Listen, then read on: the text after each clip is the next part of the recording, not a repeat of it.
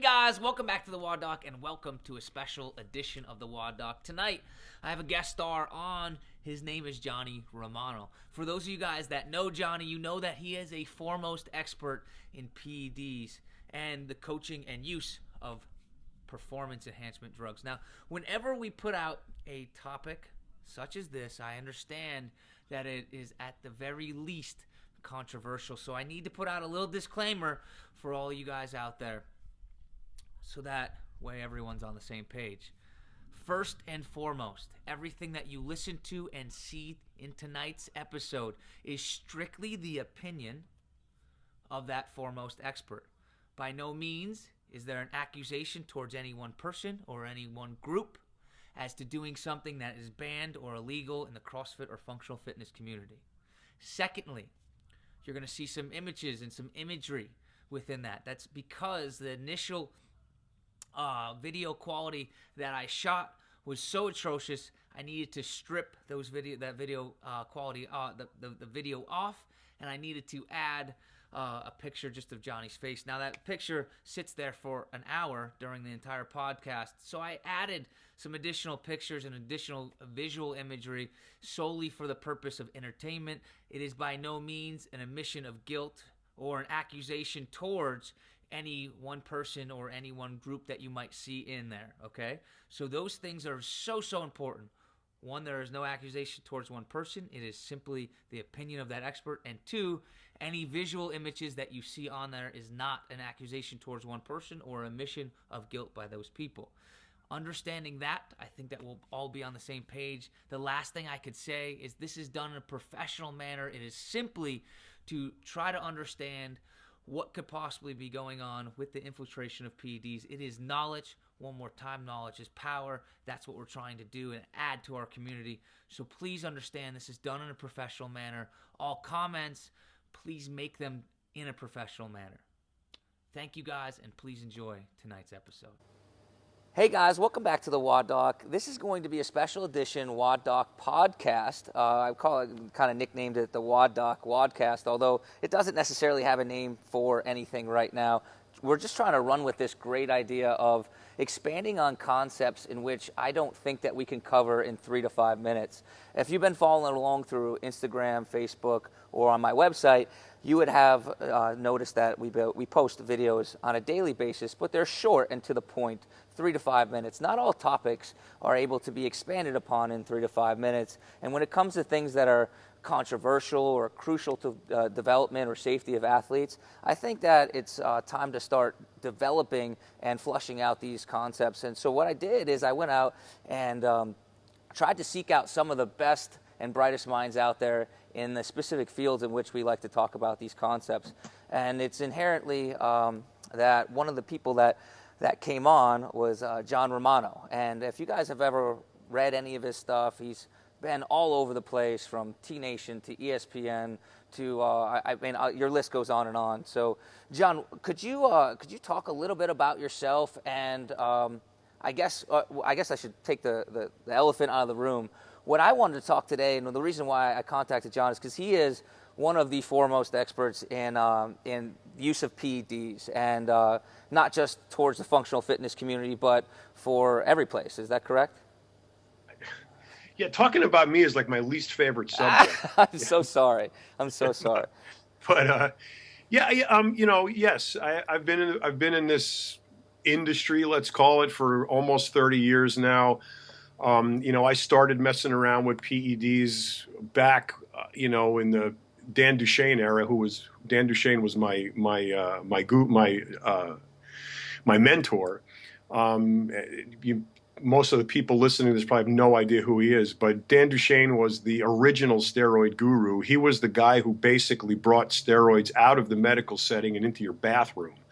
And most, if not all, of the preliminary steroid data we have today came from him. It's been regurgitated, rehashed, rewritten, extrapolated, expanded upon, but if you can trace back pretty much any PED used today to him. So, and this was, early 80s. So since the early 80s, I've been involved in PED use. I've bought them, sold them, imported them, made them, prescribed them, used them. I've done pretty much everything you can imagine with them. Written extensively about them. I was senior editor of Muscular Development magazine for 18 years. I've written for Muscle Mag in Canada, Muscle Insider in Canada. I write for T Nation. I started rxmuscle.com with Dave Palumbo. I did the multimedia site for VPX Sports. I've done HBO 2020. I did the steroid documentary, Bigger, Stronger, Faster, that I appeared in and consulted on. So I've been pretty much immersed in this industry. I've also prepped many hundreds, maybe in thousands, I don't know, I haven't counted, athletes over the 30 years for bodybuilding, fitness, figure competitions, powerlifting, NFL, wrestlers. I've helped people pass their drug tests, Olympic athletes, and now I'm working with a lot of CrossFitters, specifically CrossFitters who want to use PEDs and pass their drug tests. Yeah. So I guess that kind of brings us right to the topic at hand. The reason why I brought you on here, because so many of us. And I don't want to say naive, because when I say naive, I feel like I'm already saying what I think about the sport CrossFit and what they're doing. But I guess I wanted to ask you, is there an infiltration of PEDs in the functional fitness community? And if there is or is not, what would you say the extent of it is? Pretty much the extent of beer being sold at baseball games. All right. I mean, I guess I wouldn't have put it that far. I mean, I wouldn't have expected it that far. But we see a community, and it just from the medical aspect of it. If there was a sport that was built for PEDs, I mean, gosh, this one has to be pretty close because it's all about the recovery, right? I mean, the strength is there, the power is there, and the endurance is there, but it's these competitions, time after time after time. 14, 17 events throughout a short period of time. These people need to recover, right? Well, you hit the nail on the head, and I've said this in many articles and in many interviews that I believe CrossFit is probably the poster sport for PED use, not only for the performance enhancement, but as you state, for the recovery aspect. And CrossFit is, one of those. It's people will agree it's in its infancy, but it's also one of those things that how the hell do you even train for CrossFit? I mean, you have to be proficient at 100 different moves, and you don't know what they're going to be when the games roll around. So you've got to somehow train for this. And I know several of the clients I have that are CrossFit athletes, competitors, who are training 3 times a day, 7 days a week. And I say, don't you ever take a day off? And they go, yeah, I take a day off all the time. Well, what do you do on your day off? Oh, I do a recovery run or a row or, half a marathon. And I'm like, a recovery row, a half a marathon. Right. Or, I go, well, that's not rest. Rest is laying on the couch, Watching cartoons, right? At least, and, drinking another protein shake. But, it's the concept. The concept of CrossFit seems to be all out 100% of the time. And the closer you can get to all out 100% of the time seems to be the formula for what causes people to excel in CrossFit. The only problem is the human body wasn't designed to do that. Compounding that is the fact that CrossFit has gotten progressively and exponentially more difficult as each progressive year has ensued. Yeah. So, you look at the guys who were winning these events, the top guys, their physiques have also become radically improved year after year after year. So the question that begs to be asked is, how can a human being subject themselves to pretty much nonstop training, ever-increasing difficulty in competition, realize an ever-improving body composition, and do it on broccoli and Haagen-Dazs? It's paleo. Yeah, it's paleo. Exactly, it's paleo. It's the cavemen eat. So, it's virtually insulting to a person of even average intelligence to think that PEDs are not prevalent in CrossFit because you couldn't possibly compete at that level without them. Yeah, I think the amount, the distance at which people will go to for victory, I guess, has also increased. I mean, when I recently watched the Lance Armstrong documentary, and that was an eye opener to so much, because I feel like I always knew PEDs were around. But not until I really got into the athletic development did I see just how prevalent they were in all sports, and sports that don't give money, sports like the Olympics, where you don't get paid for that. Sure, your country endorses you and stuff like that, but the amount of people that get caught in sports in which don't have any money and really don't have any fame. What is a bobsledder? How famous is a bobsledder for the United States Olympic team? Like, could you name all of them? Probably not, right? Couldn't name one. Right, but the thing is that, I mean, these people in the community that CrossFit has formed, I mean, these people are legends to a lot of people, and I feel like, just from my aspect, is certain people, they definitely have, I don't want to say the wool pulling over their eyes, but they definitely believe that everything is like, it's just perfect, and these people are genetically perfect and genetically gifted, and I think that a lot of them are. I think that, like, again, referring to Lance Armstrong documentary, I think that Lance Armstrong was still the superior athlete. I think the best person still won. Was it Dorian Yates that said it when he's like, if they took drugs out of bodybuilding, the best guy, the same guy would still win. He'd just be 20 pounds lighter. I'm not Absolutely. sure. I'm not sure if it was him that said that. I know it was a weightlifter, though. So I just feel like that we want to believe. It's almost like a faith in the system, and I don't know if that's the truth, and I guess that's why I had somebody that knows a lot more than myself come on and just, I want to speak freely about it and have people listen to that controversial subject, because this is something that not a lot of people would want to hear, right?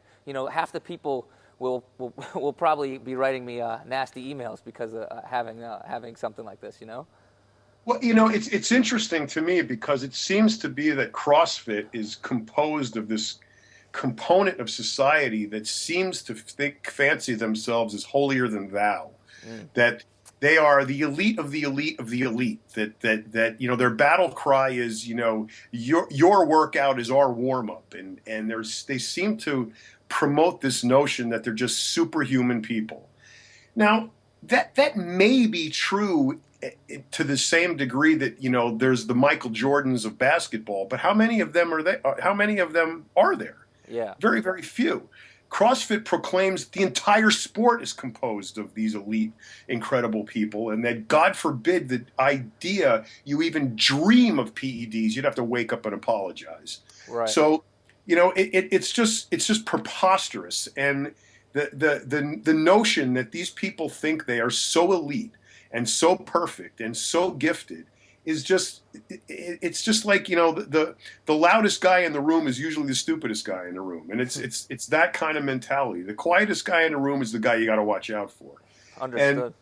And that's what I see. And the funny thing is as soon as I published my first CrossFit and PED article, and I think it was on T Nation, my inbox was full the next day of CrossFit guys asking about PEDs and what are they taking and what's this guy taking and how many guys do I work with and what are they taking, and my philosophy is that I don't share that information with anybody, but I can tell you that I started coaching PED use back in the 80s with bodybuilders, and for a long time, pretty much 100% of my business was bodybuilders.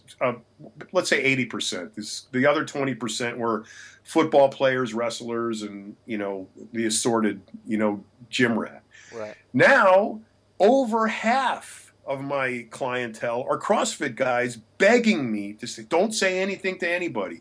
And of course I don't. I mean, it's would be bad for your business, right? Yeah, it's my policy not to. My policy is even that you can't even, if you're my client, I don't even take a referral from you. You Right. have to find me on your own. I don't want anybody saying that, oh, yeah, I'm working with Romano and, so-and-so told me that I should give you a call. Because I don't think that's fair because, I may be working with the guy that's competing next to you. Uh-huh. So, it's virtually anonymous, but I have no problem admitting that over half of my clientele at any given time are CrossFit athletes whose main goal is to pass the drug test at the regionals. I guess the question that everyone would want to know then is: are these household names, or are they are these people that people would know, or are they like the people that nobody would actually find out about anyway? Like, are these like, are these the Tiger Woods and the Michael Jordans, or because what the argument becomes is the guy that's in second place is always the guy that works the hardest, right? The guy that's in first place only works as hard as he has to do to win.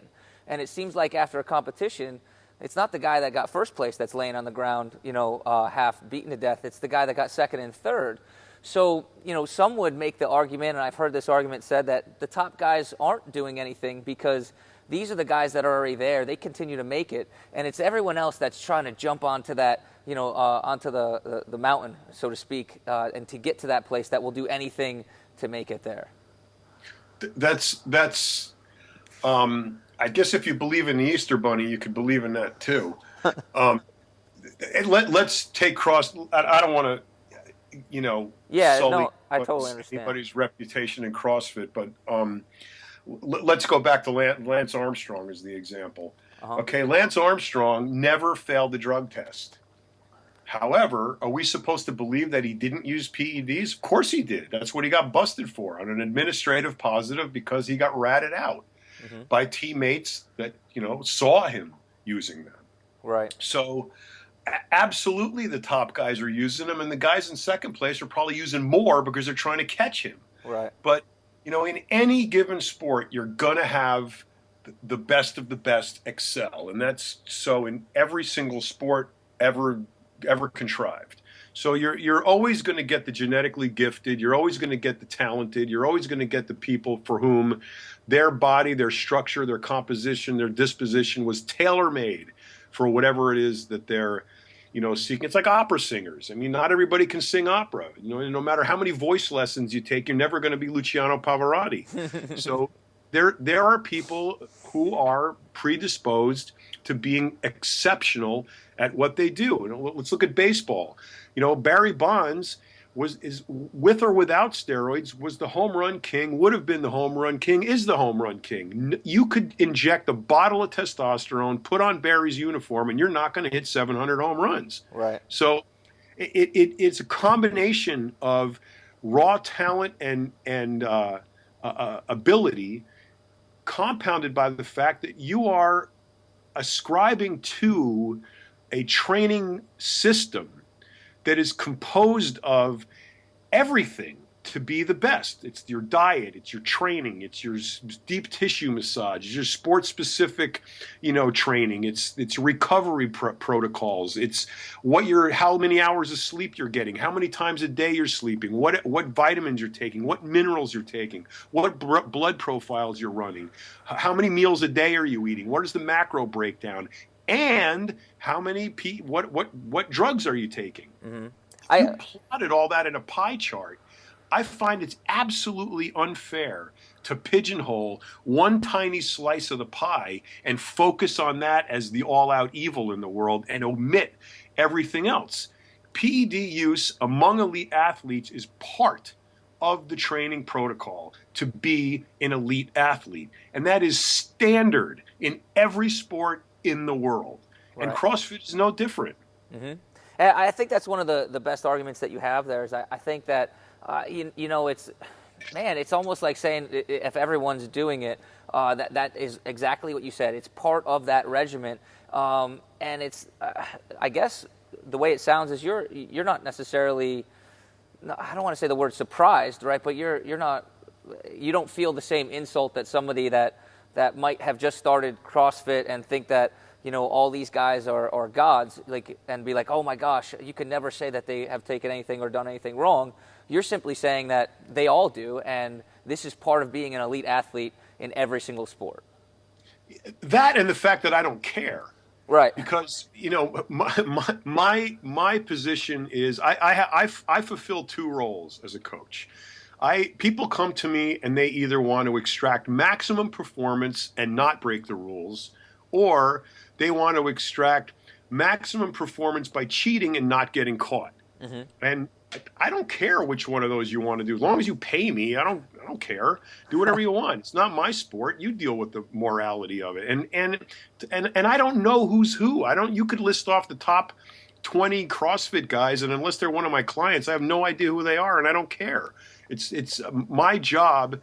My job is to do what you paid me to do, and that is either of those two things that I just mentioned. Understood. So, as far as the sport itself goes, I just don't care.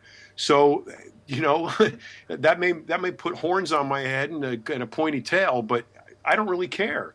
It's not my position. But at least it gives you the honesty and the frankness to talk about things that other people might not explain or want to explain.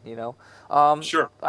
Not to move forward, but I do want to move forward just a little bit and say, like, so what would be like things like PEDs that these athletes would take? Like, what would be the perfect storm cocktail for a CrossFit athlete? Could you expand on that or something like that? Not saying that I'm trying to give people drug tips. That's not what I mean. I kind of like to not answer questions like that because of two reasons. One is it cuts into my income. Okay, yeah, I understand. And people pay me big money for that information. And secondly is, I don't want somebody. I'm not going to sell myself out and give a specific protocol, milligram per body weight, and all of that. Right. Because like I said, it undermines my income. And secondly, I don't want people out there winging it on their own and me be responsible for them screwing up. So these are powerful hormones, and you can definitely.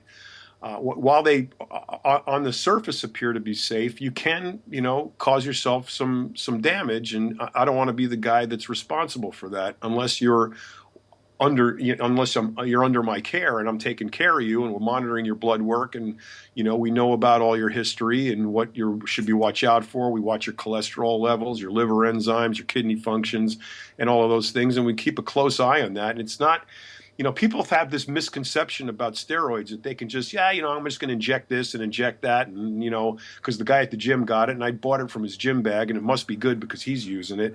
And, there's so many factors to consider when you're using PEDs. Namely, is the stuff I'm taking what it's purported to be in the first place? Because fakes and counterfeits have proliferated the marketplace, especially the black market. Mm-hmm. And the bro science available online is 90% wrong. Right. So I just don't feel comfortable. That's an educated answer to give. I don't think that's irresponsible to do. Could I ask then, because that there's people out there that probably are doing this as a bro science, right? Uh-huh. So could you expand upon? I guess it's a scare tactic. Maybe it isn't, but of some of the things that could happen if these things aren't monitored. Like, what are the dangers of taking PEDs? Sure. That's simple. Let's start with, oral versus injectable. A lot of people have a problem sticking a needle in their hide. Mm-hmm. So they opt for the oral steroids. Now, many people don't know that oral steroids fall in, this is just one example. Many people don't know that oral steroids fall into two categories. Those that are 17 alpha alkylated and those are not. Ones that have an alkaline ion attached at the 17 position on the testosterone molecule or the dihydrotestosterone molecule create that methyl group is highly liver toxic. Mm-hmm. So if you don't know that and you're swallowing Dianabol by the handful, your liver enzymes are going to go through the roof, and you could probably cause yourself a significant amount of liver damage. Mm-hmm. Some steroids are not 17 alpha alkylated. They tend to be the weaker ones, and those you can take pretty much ad nauseum and not get yourself into trouble. Although some of them do at higher doses increase liver enzymes, and those are things that you have to keep an eye on. Injectable steroids, you can destroy your own your own, just to make this, I don't know how to word this to make it lay terms less complicated. You can pretty much interfere with your own long-term production of testosterone to the degree to which when you're 30 or 5 or 40 years old, you're going to have to take exogenous testosterone just to maintain normal levels. Mm-hmm. Which means you have to take a shot every single week for the rest of your life. A lot of guys are doing that right now. Right. You can create, problems with insulin disposal and insulin sensitivity by taking too much growth hormone. You can screw yourself up with diuretics. You can screw yourself up with anti-cortisol. There's a myriad of problems you can subject yourself to by not knowing what you're doing or by following bro science on the internet. Right. Okay. I mean, that definitely encompasses everything that I think people would be asking about in that question, and I appreciate that. I want to move on to more directed towards. Man, it sounds bad when I'm probably going to get killed for calling out CrossFit, and maybe I'm not, but do you think that CrossFit is aware of the PED use that happens in their functional fitness community? I can't. I've been asked that question many times, and I just can't. I cannot imagine that HQ doesn't know for a fact that their top guys are using stuff. It would just seem to me. It would just seem to be so implausible that they would be blind to this, unless they're blinded to it intentionally, mm-hmm. because they just don't want to know. Right. And plausible deniability in that case would factor in, and they can maintain their public image of we're the cleanest sport in the world because they got their head in the sand. Mm-hmm. I don't know which it is because I really don't care. But the fact of the matter is, it is impossible. It is physiologically impossible for the number of people competing at the level that they're competing to do so at the level they're doing it without taking drugs. It's mm-hmm. just impossible. Now, within the context of that statement, I'm going to ruffle the feathers of two different people. I'm going to ruffle the feathers of the guy who absolutely is in total denial of what he's doing because he wants to maintain that public image. And the second one is I'm going to ruffle the feathers of the absolute perfect genetic freak out there who is completely and purposely put together for CrossFit and doesn't need PEDs. Right, because we can't go out there and say every single person is doing it, because there are genetic freaks and there are people that are made for every single sport. Powerlifting, CrossFit, football, basketball. These people come out of the woodwork, and you're right, they don't need it. And imagine what they would be if they did do it. But sure. But to go out there and make an absolute statement. When we make absolute statements, we're generally wrong, right? When we make these blanket statements, we're generally wrong. So we can't say that everyone does it, but and that there are people out there that really are genetically perfect for this. But we can't also say that also means because there's that one person that everyone is also perfect as well. Exactly, and it's it's the I guess it's the PR image is so valuable in sports because of the millions and millions and millions of dollars attached to these athletes. And once again, to avoid calling out anybody specifically, let's look at track and field and go back to 1988 when Ben Johnson got busted for cheating at the Olympics in Seoul. Yeah. Carl Lewis, the America's darling, was supposedly the guy who was clean. And the whole uproar over Ben Johnson getting caught was a slap in the face that the Canadians gave the Americans by the only way that the Canadians could beat the Americans was by cheating. Mm-hmm. And Carl Lewis was supposed to be, the golden boy, Mr. Clean, never touched a drug in his life. 2 years later, it came out that he would fail the test for amphetamines. Uh-huh. So, the idea that people are clean plays wonderfully on the PR machine, but the fact of the matter is that almost nobody is. And I have to say almost because, like we agree, are the genetic freaks out there, but even those who are supposed to be the genetic freaks end up being cheaters too. So who knows? The only thing I know are the guys who come to me for help, and I can tell you pretty much by virtue of that fact that the elite of the elite of the elite of CrossFit are doing drugs. Right.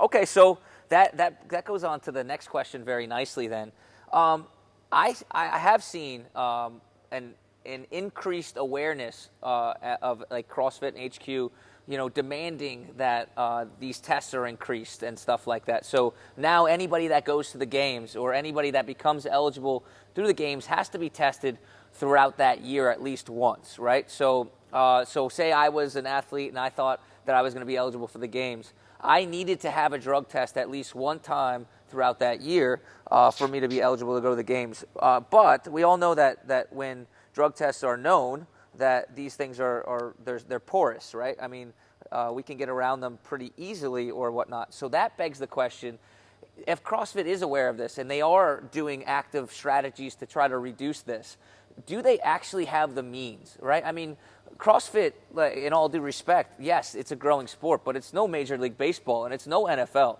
These are companies that have billions of dollars, right? These are corporations that have billions of dollars. CrossFit is not as big as them. So can they even afford to test and find and I guess eliminate the people that are doing these things? Yes and no. And I'll explain my answer. Yes, in the sense that as far as I'm concerned, a drug test is an IQ test. Only idiots fail them.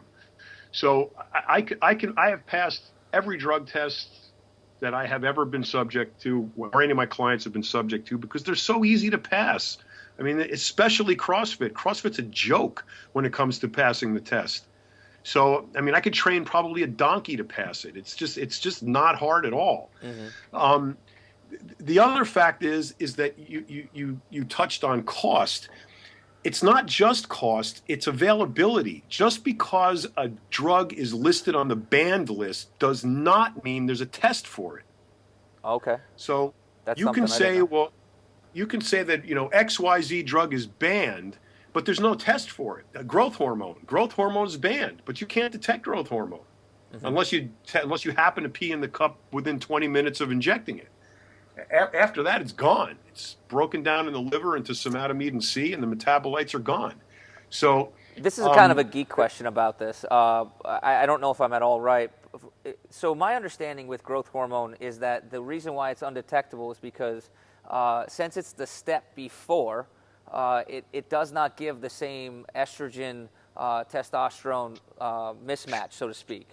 So, but didn't they design blood tests for this so that they can test parts per deciliter within blood and find out whether like certain peptides were higher than others to catch these things? Okay, growth hormone has no bearing on epitestosterone to testosterone or estrogen to testosterone at all. So that's a complete misstatement of fact. I think I'm not sure if I'm saying this right, but basically, tell me if I'm incorrect, because I probably am, but I think it's important to kind of extrapolate on. So when you ingest testosterone, however you do it, right, you're basically adding testosterone to your body, and your body then will create the counterbalance of that estrogen for that to try to equalize that. However, my understanding was that since you're going a step before, that's why there's no bearing on testosterone versus estrogen levels. Am I way off there? I mean, maybe I think you said growth hormone in the beginning, so now I'm a little confused. You mean testosterone? Yeah, no. What I was doing is I was making a difference between the old style of taking testosterone, how it was easily caught because it would change these levels and be detectable, versus the new style of taking things like growth hormone, which did not change these levels of estrogen and testosterone, so therefore weren't detectable.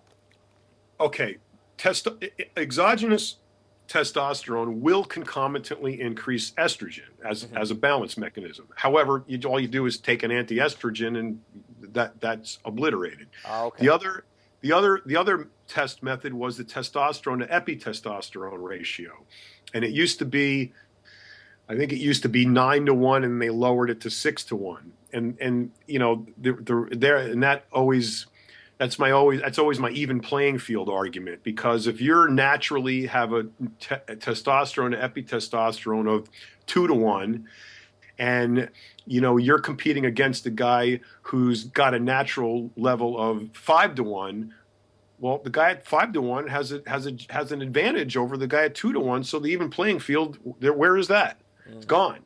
Now, conversely, the guy who has the 5 to 1 ratio can stay clean, but the guy with the 2 to 1 ratio can take a few milligrams of testosterone every day, or every few days, or every week, and raise his testosterone to epitestosterone level to within legal limits, but he's still taking drugs. So, wow, that's a catch-22 subject and a half, huh? So exogenous testosterone can be detected with a very expensive test. It's on the Olympic level, and it's a blood test. Mm-hmm. So there's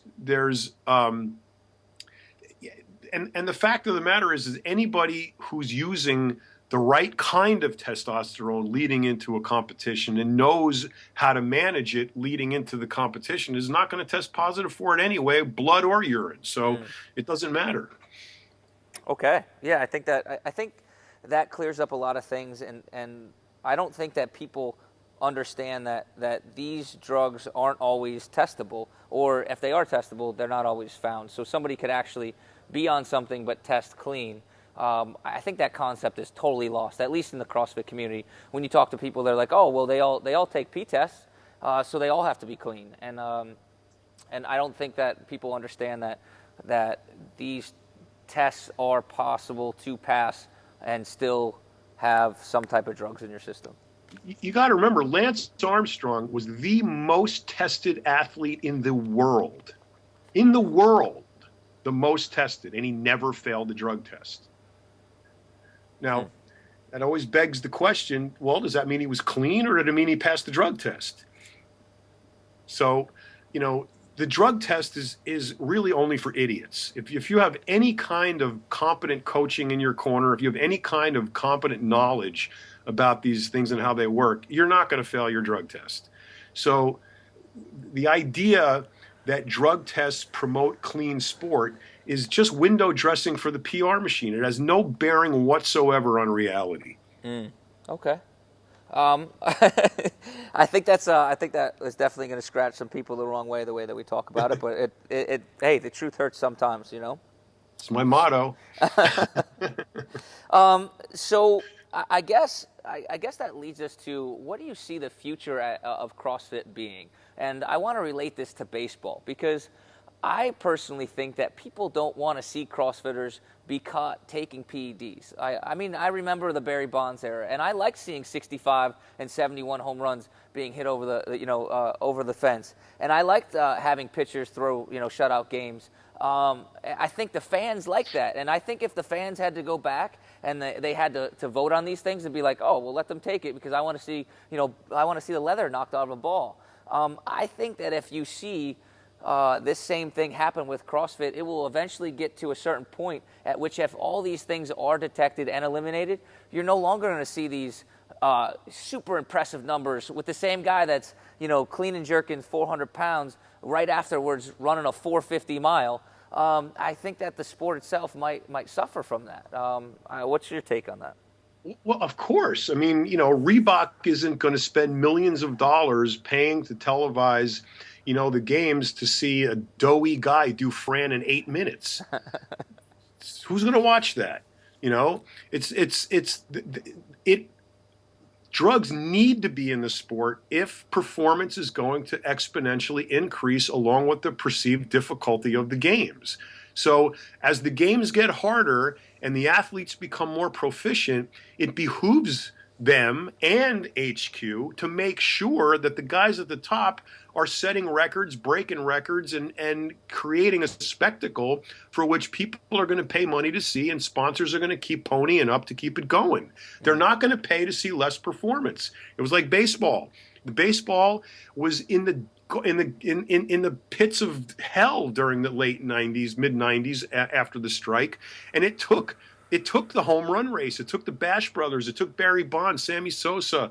It took Mark McGwire and Jose Canseco jacked up out of their brains to, crack these home runs out of the park every single week. And it made the fans crazy. It filled the stadiums up. Baseball, MLB had the best seasons ever during the peak of the steroid scandal. Mm-hmm. Now look at baseball. It's boring as hell again. So, that's the problem, is that the spectator does not want to see mediocrity. The spectator wants to see superhuman performance. And they're going to pay to see superhuman performance. They're not going to pay to see mediocrity. Reebok is not going to support mediocrity. They're going to support the best of the best. They're not handing out endorsement contracts to the guys that lock up last place. So it's inherent that PEDs proliferate the sport because you've got to maintain excellence. And the only way that you can maintain excellence is by employing the total package of performance enhancement, which, among the myriad of other things, also includes PEDs. Mm-hmm. Understandable. And I think that answers it to everyone as far as this is a multifaceted, complicated, compounded question or journey that athletes have to take, because there's so much pressure from sponsors. There's so much pressure from like the community. There's so much pressure that they put on themselves out of the want and desire to win. And then you add in the money aspect to it, and the fame and the fortune and all these other things. I almost find it's very hard not to, look at it the same way you do. But like you said, it's almost like Reebok or, maybe not Reebok, but the community of CrossFit makes these people, or puts these people on a pedestal so they feel like they have to be there to continually set these new records, which, requires, like you said, a myriad of other, not just PEDs. Like PEDs is such a small fraction of what they do, but it's the sleep, and it's the supplements, and it's the training, and it's the the genetics. Sure.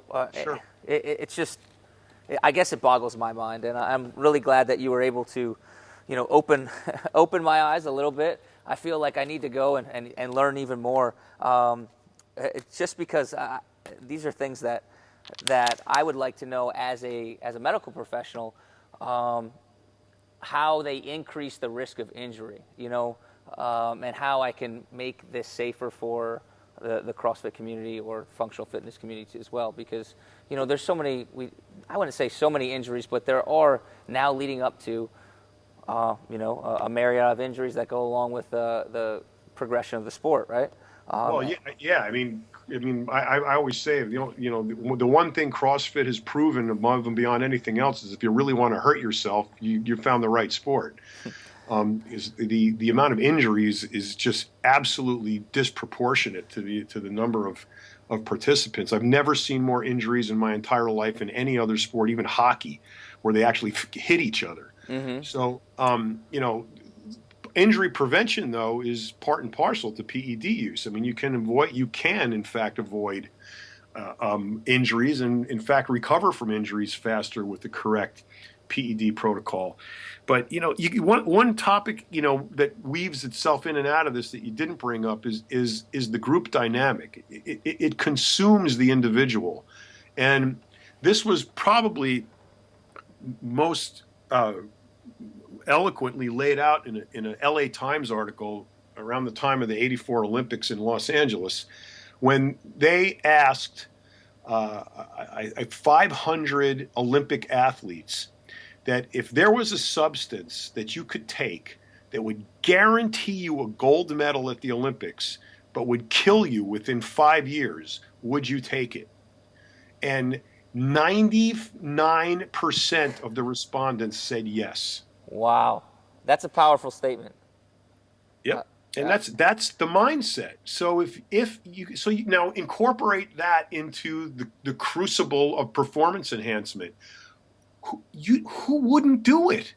I mean, if your mindset is win at all costs, win the games, own the record, be the top guy, get that super lucrative endorsement contract from Reebok or whomever, if that's your mindset, which is the mindset of a lot of the practitioners, then really, how out of the realm is PED use? It doesn't it's like seem to next be. to Wheaties. So I'd like to wrap things up with asking, what would you say to the aspiring CrossFit superstars of tomorrow, and how would you suggest for them to go about their lives? Because I don't want to say this conversation had a negative impact. What I would like to say is that it makes people wake up to the possibilities and the more like the likelihood of the things that go around them. But that doesn't mean that they have to go down this avenue. I mean, what would you say to these people? First, I'd say get over yourselves. That's a great answer, right?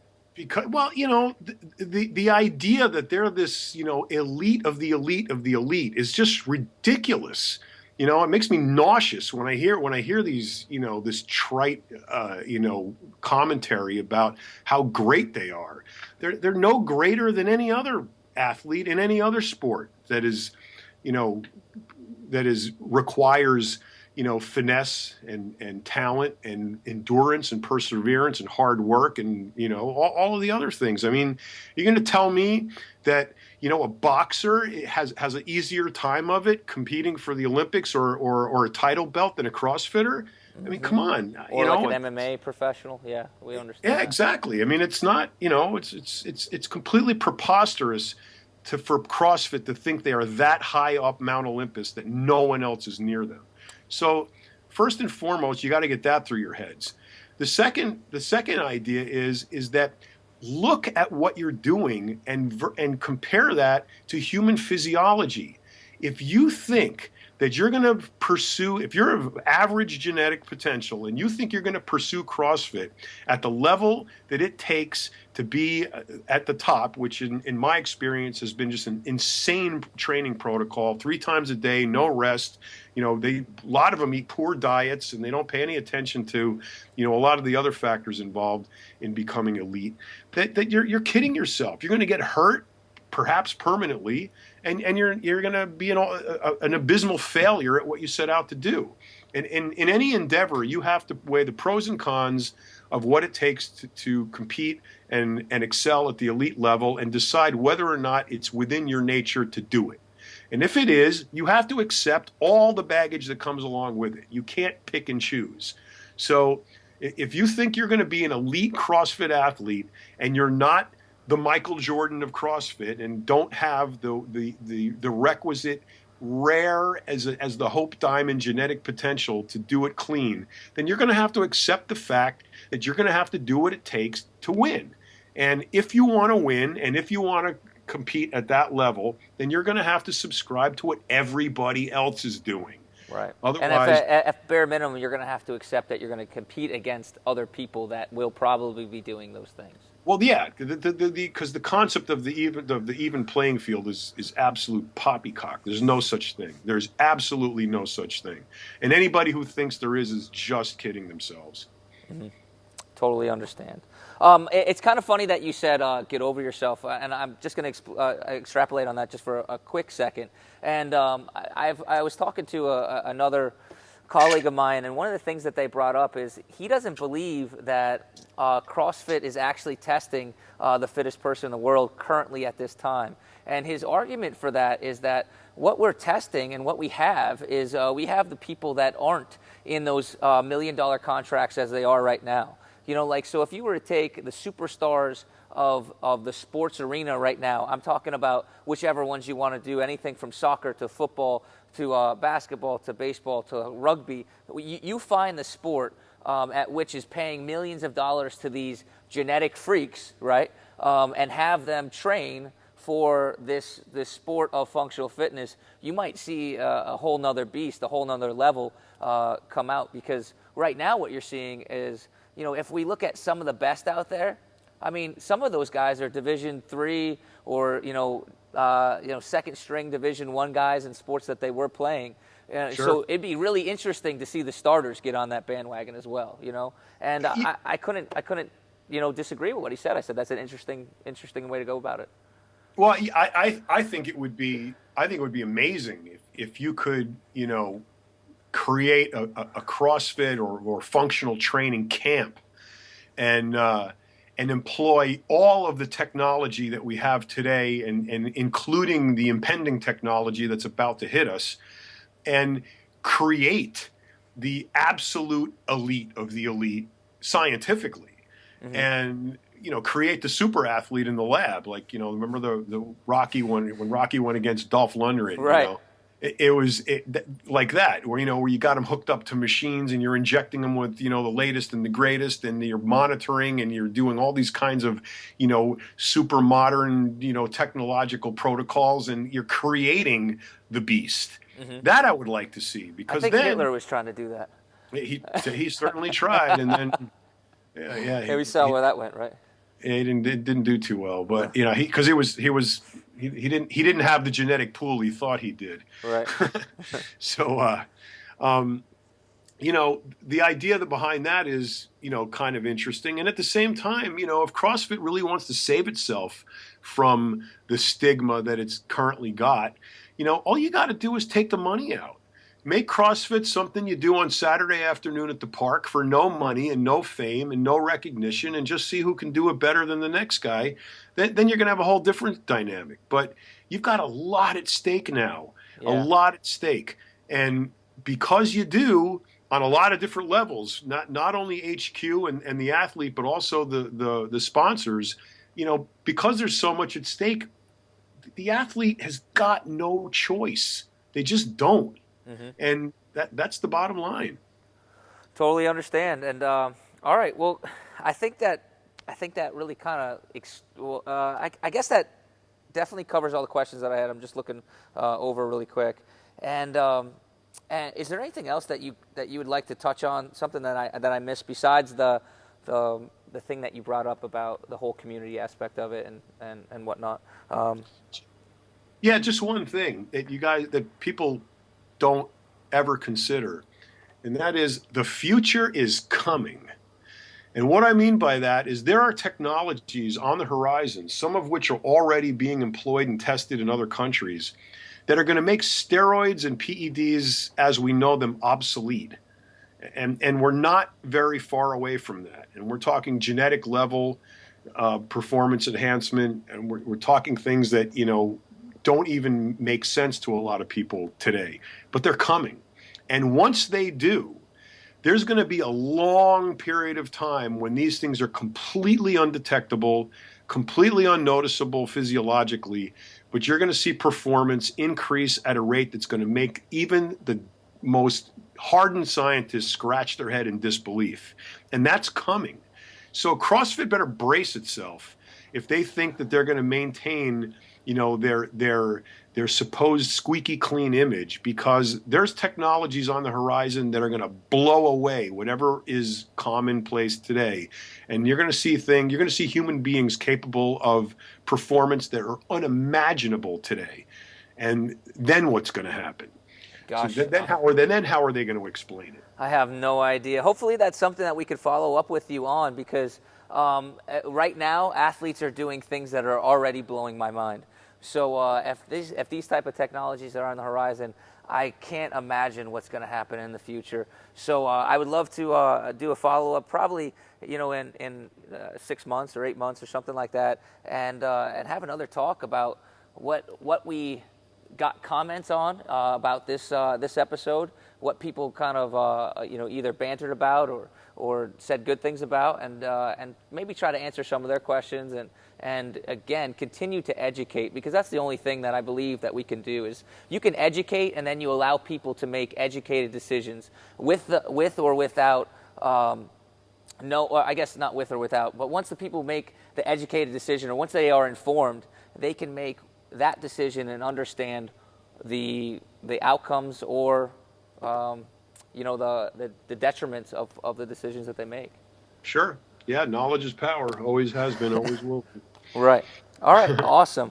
Well, John, I can't thank you enough. I'm sorry that that our connection got a little screwed up being so far away. I promise I will be closer next time, and we'll make it happen. It'll be even better next time. Hopefully, everything continues to progress. Your knowledge has been awesome. Thank you again for sharing it to me. You're a big mentor, I guess, of mine, and you probably have no idea, but I've read just about every one of your articles just because I appreciate the frankness, and I appreciate not only the frankness, because people talk frank, and sometimes they talk frank, but they talk arrogant, and I don't think that you do that. I think that you have an educational background behind that, which demands respect, and should not be overlooked. And I think that anybody that hasn't read any of your stuff or hasn't looked into the things that you do should. So I'll make sure that your contact information, not this contact information, but your articles and stuff are out there, especially the ones that are relative to the functional fitness community, so people can get out there and they can learn, because they do need to understand and they do need to be educated with the things that we talked about today. So again, thank you so much, and I really do appreciate everything. It's been my pleasure. Call on me anytime. I'm always happy to help. Thank you. Thank you. Thank you. Hey guys, welcome back, and I really hope that you enjoyed tonight's episode. I really hope that it was also as educational for yourself as it was for me. And I really want to thank Johnny Romano for coming on and sharing both his knowledge and his time with us. One last thing to conclude with and to keep in your mind, please remember that everything that you saw and listened to in tonight's episode was solely the opinions of the expert that was brought on, and the visual imaging was put on just for your entertainment and is not an accusation towards any one person or group of persons. Please keep that in mind, and thank you very much for coming on and listening to tonight's episode. Guys, until tomorrow, we're optimizing function to optimize performance.